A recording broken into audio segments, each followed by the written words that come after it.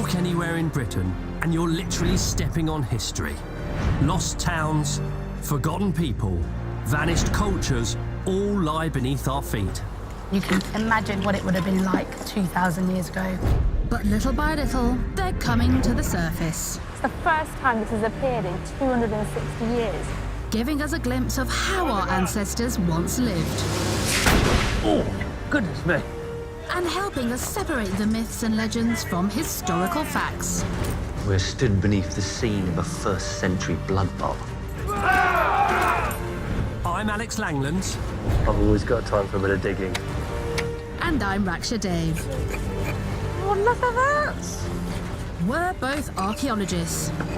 And in this series, we'll be diving into the past, coming face to face with the extraordinary. It is holding a piece of history in your hands, isn't it?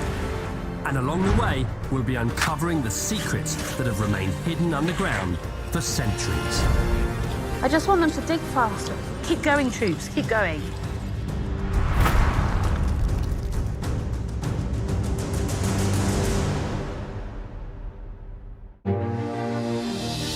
They came, they saw, they conquered.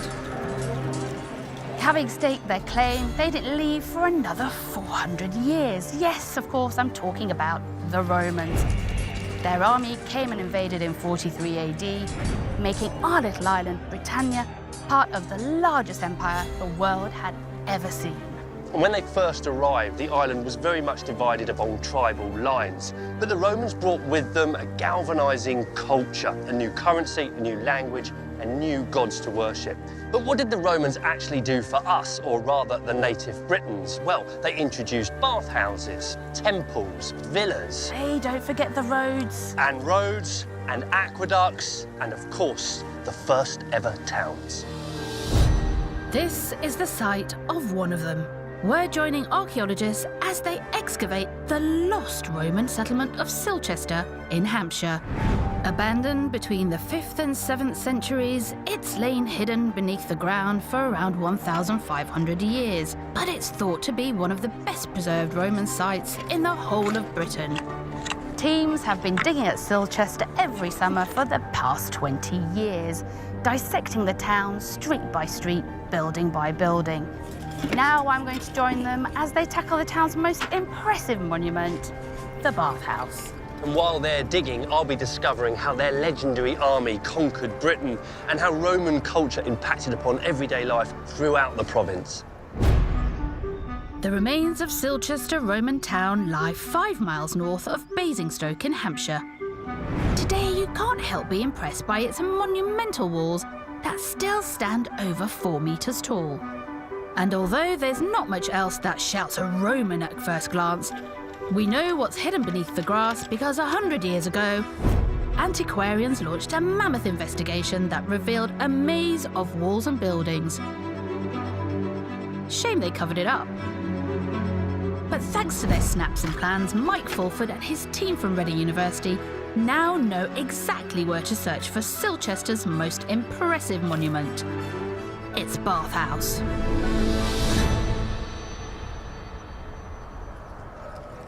Well, this is what I like to hear. The ringing of the trowels and the scraping. It's like my favourite sound in the whole wide world. Well, it's good to see everybody's at work. Well, look at that. I didn't expect that at all.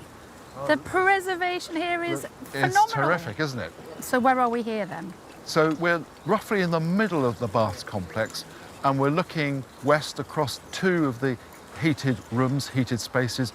You can see wonderful preservation of the walls. And then beyond, we're looking at deposits outside the baths, which are going to tell us something about the personal life, the people who are using the baths. Well, Mike, I'm ready. I've got my trowel with me. Excellent. I'd love to get stuck in. Really? OK. Well, there's plenty to do. Let's do it. Let's do it. OK. Although still early days, Mike's team are already proving just how much of the bathhouse survives beneath the ground. This promises to be a bit of a Roman holiday. Kind of like this point of excavation because suddenly all the structure just generally reveals itself, and then you can have a look around you and see how everything fits together. And then you can imagine what it would have been like 2,000 years ago as people came in here to take a bath. The team are only digging sections of the bathhouse, but antiquarians produced a plan of the entire building. And it's a vast complex, with each room tailored to give the ultimate spa experience. So what would the facilities have been like inside exactly? Time for me to follow in the footsteps of those early Roman bathers. What lies at the head of this beautiful Cotswold Valley really goes to show the extent to which Roman imperialism penetrated into the heart of the countryside. This is Chedworth, the site of an extensive Roman villa. An elite farmstead meets des res. And it features not just one, but 2 bijou bathhouses. So we would have come up these steps here, Alex, and we would have entered the private bathing suite. Right. So what's this room here? So this is the very first room you would have come to, and this is the changing room. Right, OK. There's underfloor heating, so it's a warm room. So I've peeled off all of my clothes. I'm ready to go. What happens next? And then we go into the warm room, and this is where we start to relax. This is where you're starting to perspire. So oils might be rubbed into your body, Nice. either by your friends or by servants at this stage. And you'll be chatting, and you'll be having a lovely social time together. I'm already feeling relaxed. It's very much like a Turkish bath experience. Right, oh, OK. So if you can imagine that sort of quite steamy, Yeah. warm atmosphere, but very sociable. And from there, you're going to go into the hot room. Right. So now you're really perspiring. Yeah, yeah. And you might even want to jump into the hot tub. See, we've got a hot tub as well. Yes, that's right. So Very really, classy. Very classy, yeah. Very classy. So you've sweated out all those impurities, everything's dripping off you. What do you do next? Well, now you want to close off the pores. Right. So now you go for a cold plunge. Right, OK. So where would we do that We then? go right behind you. Oh, right. Don't fall in. Right. And I can see there's no seats in here, so I'm guessing you didn't spend a lot of time in this pool. Exactly. And then you might be anointed with different scents and oils. So you come out of the bathing suite looking like a Roman, Yeah. reinforcing the fact that you subscribe to a Roman way of life. Back at Silchester, search for our bathhouse is hotting up. Could do with a spot of pampering in one of them myself right now. Oh, getting too old for this now. I'm 61. Spring chicken. But the perspiration is paying off. The team have been hunting for evidence of those Romans who visited over 1,500 years ago. So what's come out in the wash? Amanda, you've got these beautiful finds in your hands. What are they? So we have an iron object, you can just see, with a spatulate end and then a rounded end at the other end.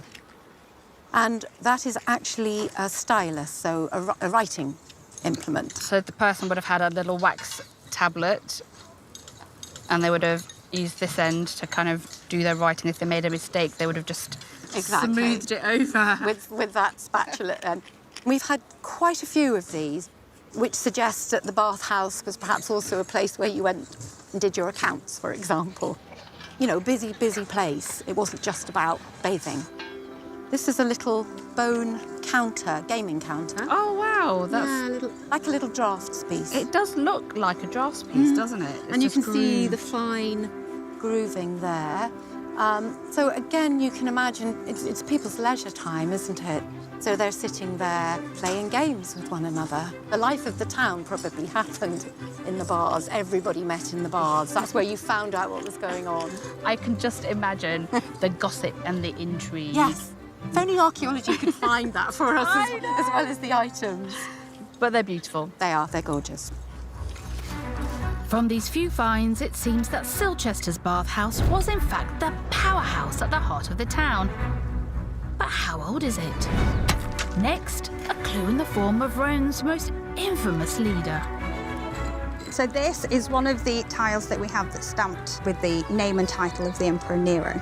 Oh, look at that!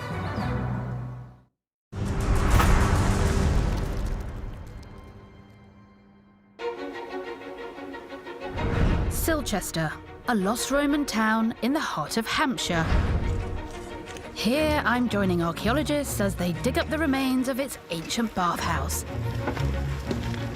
A key symbol of imperial culture and power during the Roman occupation. A century ago, antiquarians exposed the outline of the monument, but now today's team are trying to find out more about the town itself and the lives of the people who lived here. So underneath these big walls that you can see that they already knew that we're here, they're finding really complicated archaeology. Earlier walls, earlier deposits, it's all to play for. Unlike their archaeological ancestors who just chased walls, the modern team are forensically scrutinising every layer of the site, inch by inch, tile by tile, and brick by brick.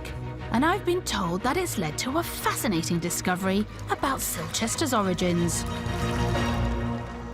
It's got its own little special box, It's got its own special box, yes. I feel like I should have a drum roll now. I think this deserves a drum roll. So this is one of the tiles that we have that's stamped with the name and title of the Emperor Nero.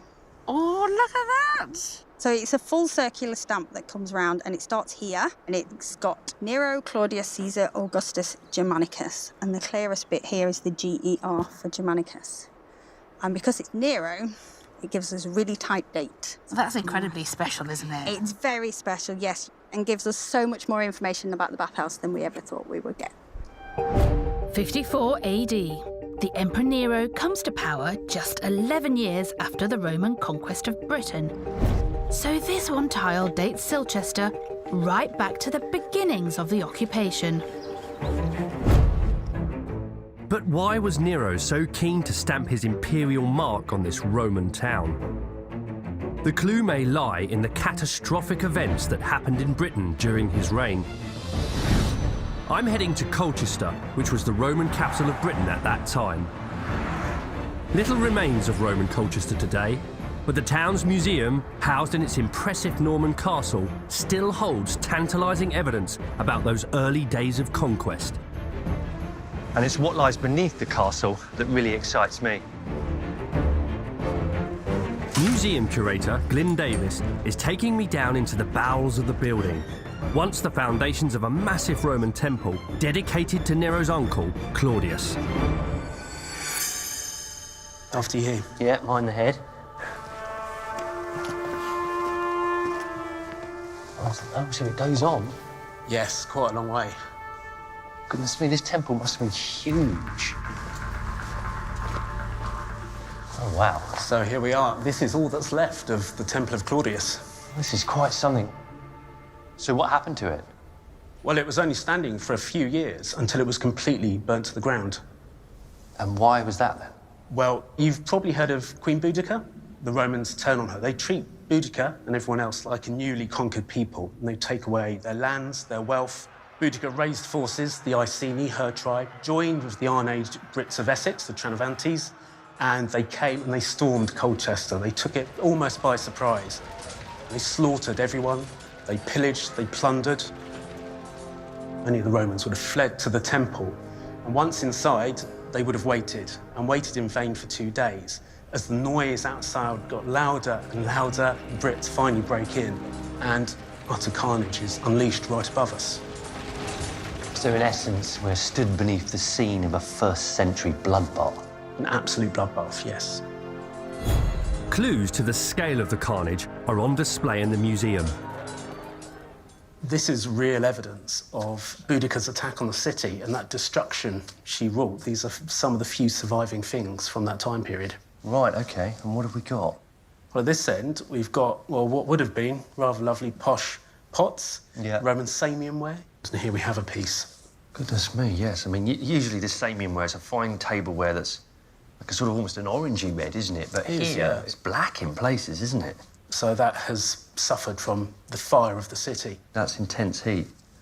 I mean, that is the Boudican rebellion here in my hand. You know, no single item of the Roman world is left unaffected. Yeah, it absolutely speaks to that destruction of Colchester. It was a real shock to the Romans. Britannia was not an easy province to conquer.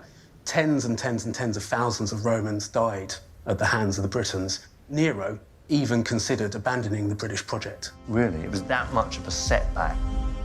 We know, of course, that Boudica was ultimately defeated and things ended in Nero's favour, but do we know exactly how she met her end? Eventually, the Romans rally, and they just overwhelm Boudica's troops. They're not a match with their armour, superior skills in that open field of battle. And a huge relief, I should imagine, to Nero. To Nero, definitely, and to Rome. Every emperor was keen to blow their own trumpet, so could Silchester and its bathhouse be Nero's own triumphal celebration? Back at site, the team are certainly discovering evidence that Silchester was a hive of activity after the victory over Boudica. Hi, Mike. Hello, Aksha. What have you got there? Well, now, here we have a lovely piece of decorated samian. Nice mould-decorated bowl. And where would that is at the bottom That's end of the it? base, so that's the right way up. I can see these little fellas. Little fellas. Their feet. They've got legs. Their legs. What does this tell us? Well, this is very datable material. My estimation is it's late 1st century, so early Roman. So that's really nice. We're getting right down to that sort of beginning of the Roman era in Britain. This sets everything in stone. Well, in ceramic anyway. Silchester reveals the extraordinary speed with which the Romans took control over Britain after the Boudiccan revolt. Within a mere century of invading and making Colchester their capital, their territories stretch west into Wales and north to the Scottish borders. And the force behind the empire's incredible expansion was its mighty army. The most formidable military machine the world had ever seen.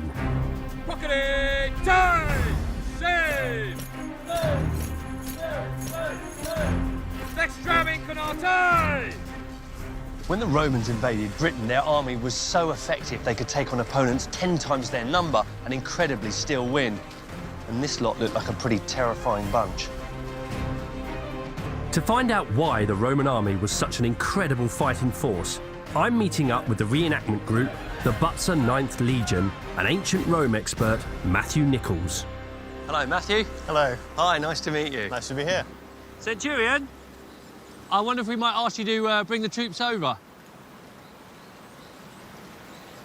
Yeah, that's easy in the end.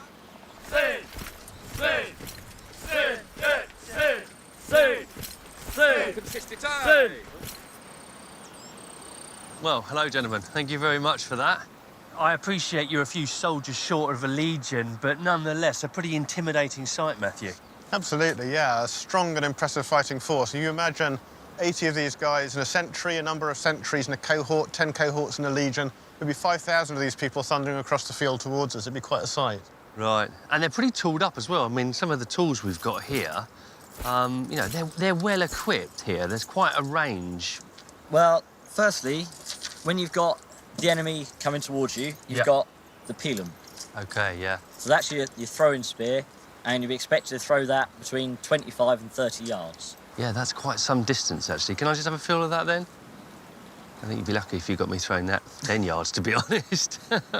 So that's the pilum. What else have you got, then, in your box of tricks? You've then got the gladius. Ah. So that's the slightly closer range weapon. Yes. So you'd be just sort of behind your scutum. Yeah. Nice and tight like that. Can I just have a go at that, just to feel how... That feels relatively light, doesn't it? Yeah, I mean, you don't want something that's going to be too heavy to wield in battle. Yeah. You need to be able to use it for, I mean, probably about half an hour if the battle's going badly. Yeah. And you mentioned this thing called the scutum, yes? This is the shield. Yes. So that is your main defence and your best way to sort of prevent the enemy from getting you, but it can also be used as an offensive weapon as well. Right. So you've got the plates on the top, but you've also got some plates on the bottom there. Right. And you can have those to sort of come down on your enemy's toes and stop them from charging at you. Right. You've then got that boss in the middle. Gives you a nice protected handhold when you're sort of back here sort of thing. But you can imagine if you've got an enemy charging at you, you can easily punch them in the face with that and they're not going to get back up again. Yeah, this has all been very well thought through. Well, look, Will, I'll hand that back to you in a slightly more civilised manner than I should imagine an Iron Age warrior would. Yeah, you've got some manoeuvres lined up for us? Yeah. Excellent, OK. Take it away.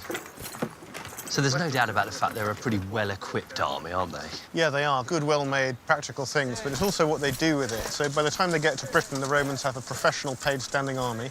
These guys would be serving for a period of up to 20 years. It means they've got time to practice. They train hard, they march 20 miles a day, they carry their own kit, they eat a good diet, they've got good doctors and good engineers and blacksmiths with them. So everything they need to keep them in top condition, ready to fight. They're a very well-organised force. Testudo! Forward time! Right, so what are they going for here then, Matthew? This is a testudo. They're blocking out all the projectiles and arrows with their shields. Testudo. What does it mean by testudo? Tortoise, literally. So it's like the plate armour of a tortoise. Yeah, OK. If you imagine those panels on a tortoise's back. They can move forward very slowly, like a tortoise again. Right, They're very strong. Tortoise with many, many legs. At some point, obviously, they want to get the upper hand. So they can do that. They're forming cuneus, which is a Latin word for wedge. So it's a triangular formation. It's got a point to it, and they're moving forwards now. Yes. Using the combined weight and momentum of all those men to push that wedge forward into the enemy. Right. You can imagine that point would go into the enemy line and break it apart. Their shields are interlocking, so there's no way in for the enemy. Yes. It's an offensive manoeuvre, that one. Probably one of the most effective fighting forces of all time. Certainly of antiquity, and you know, for the manpower they had and the technology they had, they used it very, very efficiently. Right. Back at site, and the team continue to dig deeper into Silchester's story.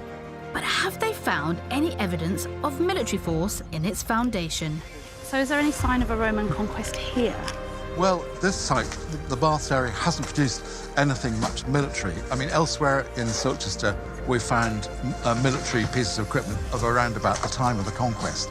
But there's no evidence for a fort or fortress here that you might expect. And, of course, you see elsewhere, further west in southern Britain. But what there is evidence of is the type of lives the local ancient Britons were living when the Romans invaded. Next, I discover why they were willing to trade it in for a new life under Roman rule. What we've got here is, I suppose, a takeaway restaurant. Go for a kebab. Yeah, very civilised.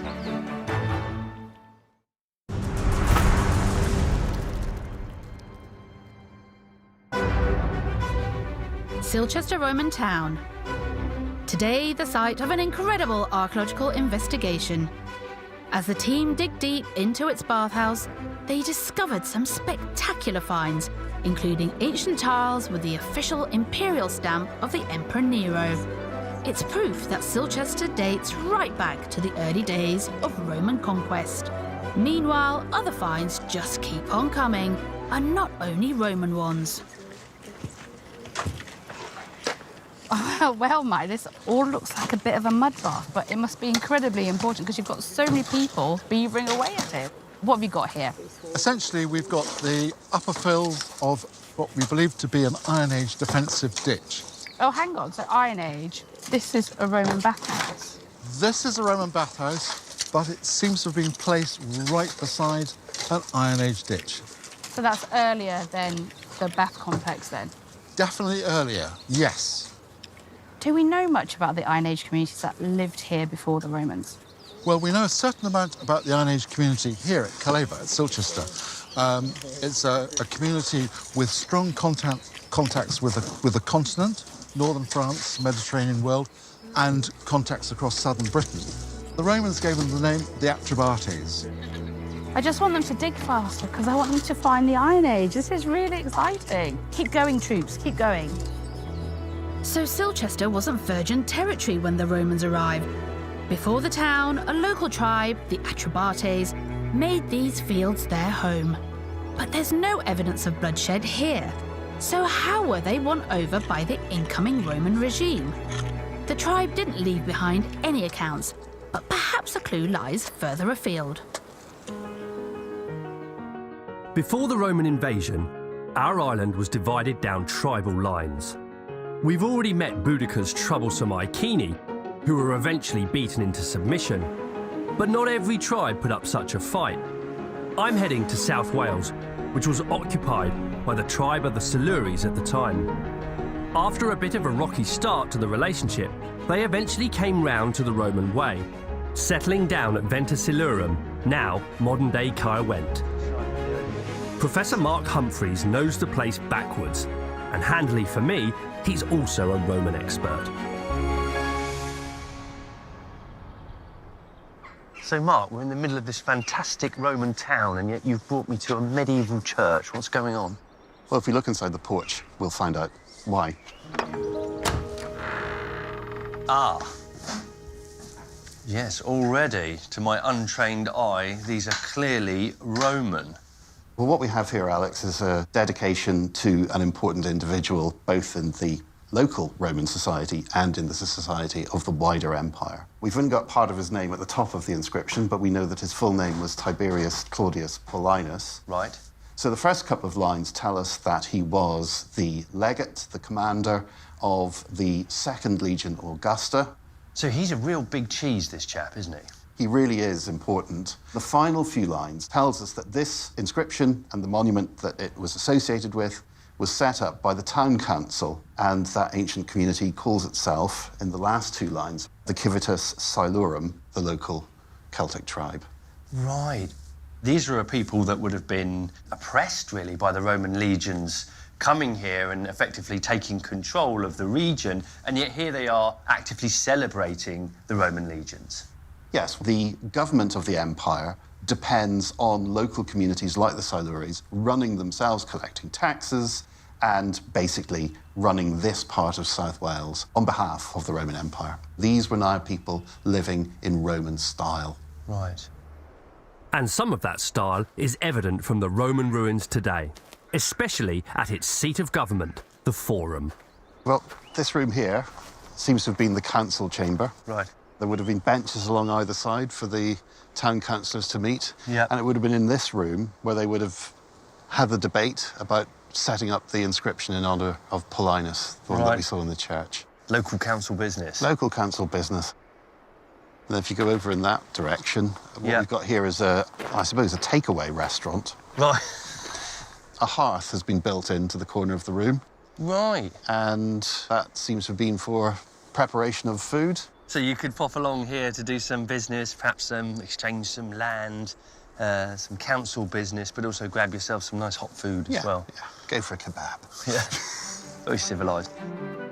And I guess you could pick this arrangement of buildings up and plonk them anywhere in the empire. It's a pattern, is it, that they're using? This is definitely a pattern. The sort of forum and basilica that we get here is found in communities right across the empire.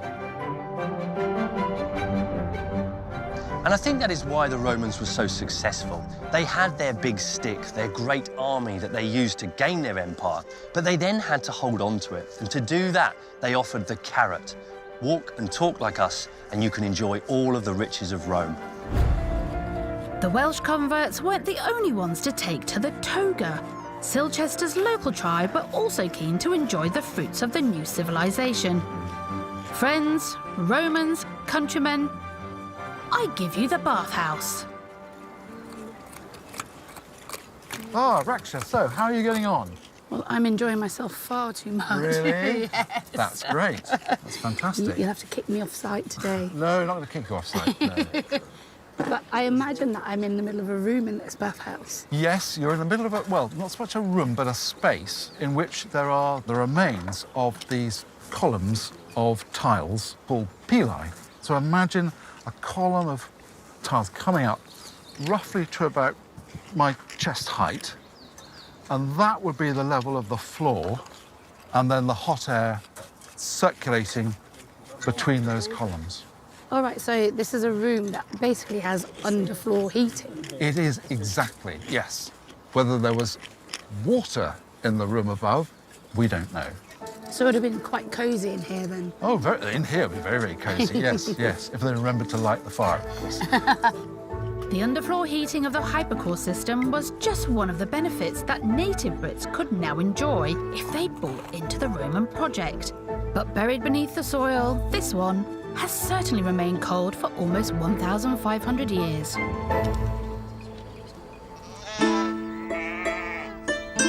At Butser Ancient Farm in Hampshire, it's a different story. Here, archaeologists have built a working model. The farm is a living archaeological experiment, complete with reconstructions of buildings from ancient Britain, including its own Roman villa. Claire Walton is the resident archaeologist on site. Good to meet you. Hi, you too. So, welcome to the business end of proceedings. Right. This is the entrance to our hypocaust system. Right. You would simply light a fire in this archway here, and that fire will produce heat, which will be sucked under the floor and will start to heat up the room inside the villa and give you a lovely, cosy room. Excellent. And just looking here at the stoke hole, yeah, it's quite a big old hole, isn't it? It is. So if I turn this light on, I can show you how far inside this hypocaust system goes. Maybe 10 foot inside. So it only heats one room inside this Roman villa, this winter dining room, as they call it, where you could entertain your guests. Brilliant. Right, well, let's get it lit then. OK. Okay, we went for this. You can tell I'm not a very good pub Jenga player. I am not judging you. Any self-respecting Roman would never use a match. There we are, look at that. We've got oak over here, so I'm going to do my very best to create a nice fire. If I just come in here and push in from the sides like that, so we can stack it up rather than just lay it out flat. OK, so let's just put one last piece on the fire, balance there. Go. So let's step away from the let's fire. step away. So we've got the hardwood on there now. Yep. So hopefully it'll all get going now, and we should see some results in relation to temperature quite quickly, some low changes in temperature. Yep. But the most noticeable thing, so you can understand the system's working effectively, is that you can see the smoke starting to come out of these exit holes here. Right, OK. And it's quite noticeable. So that's a good. So it's not all in my eyes, the smoke. Some of the smoke is passing through the system. So we're firing this from cold. If we were back in the Roman period and we just got word that a governor is passing through this part of the province, we've got to light it up. How quickly do you think you'd be able to do it here in the case of this example? Well, we ran some experiments when it was a bit in the colder part of the year to find out how quickly you could achieve exactly that. Yeah. So we discovered that the first 6 hours, it's very slowly heating up, but the largest increase in temperature took place about 8 hours after the system was lit. So I actually think if the governor was arriving this evening, we might be in trouble. Right. So we just need to make sure then that we're stoking this and really getting it fired up. Absolutely. So I think it would be great to go off and look for some other fuels. I have some interesting alternatives in mind. So should we go off and have a look for some? Yeah. I'll show you what I'm thinking of. Yes, excellent. Okay, let's go. Great.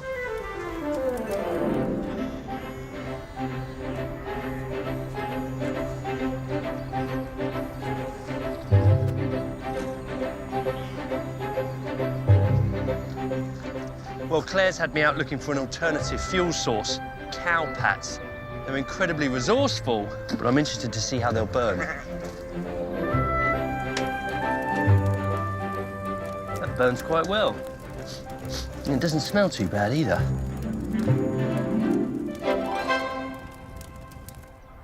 Well, it's been some time now. Had better check, though, with my pocket watch, complete with Roman numerals, and we're looking at about 4 hours. So let's go and see what sort of temperatures we've achieved. Hi, Claire.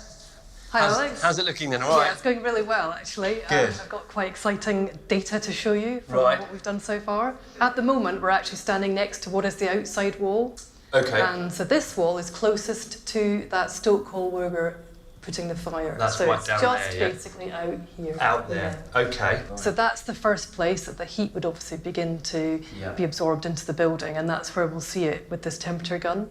So this morning, before we started this experiment, I actually measured the floor temperature, so I can tell you it was about 19 degrees at the beginning of the experiment. OK.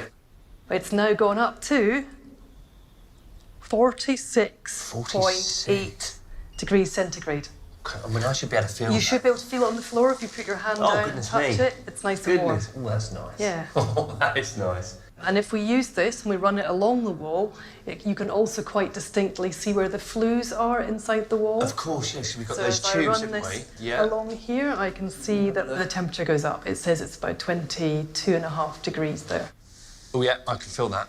I can feel that passing up the wall here. So we've got a flue in there. It's not taken long to get it up to heat, but I guess if you had it going for another 4 or 5 hours... It would definitely start to make a big difference. I certainly, in the heart of a British winter, would rather be in this room than any of the other rooms in this villa. I think I'd agree with you. It's very cosy. Now, I've never been much of a fan of bigging up the Roman conquest, but it's really easy to see how Iron Age leaders would have been seduced by this technology. And it's amazing to think that when the Roman world collapsed, Britain was effectively left out in the cold until the advent of central heating in the modern age. Back at Silchester, the archaeologists are continuing to dig deep into the Roman bathhouse. But their energies are not just confined to this one building. Modern surveying techniques mean that they can investigate a much larger area. Ground-penetrating radar and magnetic surveys enable them to view beneath the soil without wielding a single trowel. And I'm keen to see what they can. OK, so here we have on the wall a map of all the magnetic survey we've done at Silchester so far. That's pretty bonkers. Yeah, it's taken quite a few years of hard work. Recently, we've actually added to this map as well. So as part of another project at the University of Reading, we've actually covered a lot more fields down the south as well, which we're yet to put on the map. The town is just huge. That's right. It's a massively substantial archaeological feature. You know, it's a huge town. So here we have our magnetic data from that map that I showed you just now. We're able to zoom into various features. So if we zoom outside the town, so here we have a road heading out of the town up here. We've also got these lovely big enclosures with lots of big pits in. And up here we probably have something like cremations and burial enclosures as well. It's incredibly busy around here, isn't it? Yeah, it's quite incredible, yeah. The survey work proves just how extensive and established the town became within the Roman period. So when and how did it all disappear?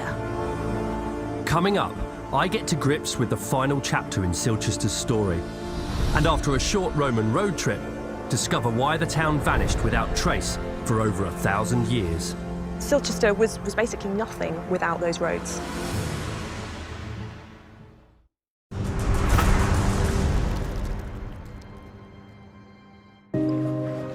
The dig at Silchester Roman town is in its final stages for both the team and me. Sections of the bathhouse are now fully exposed, revealing a fascinating story of the town, as well as the lives of Silchester's ancient inhabitants. But Mike still has some treasures to show me. Wow, take a look at this. Gosh, that is absolutely beautiful, isn't it? That's a super hairpin.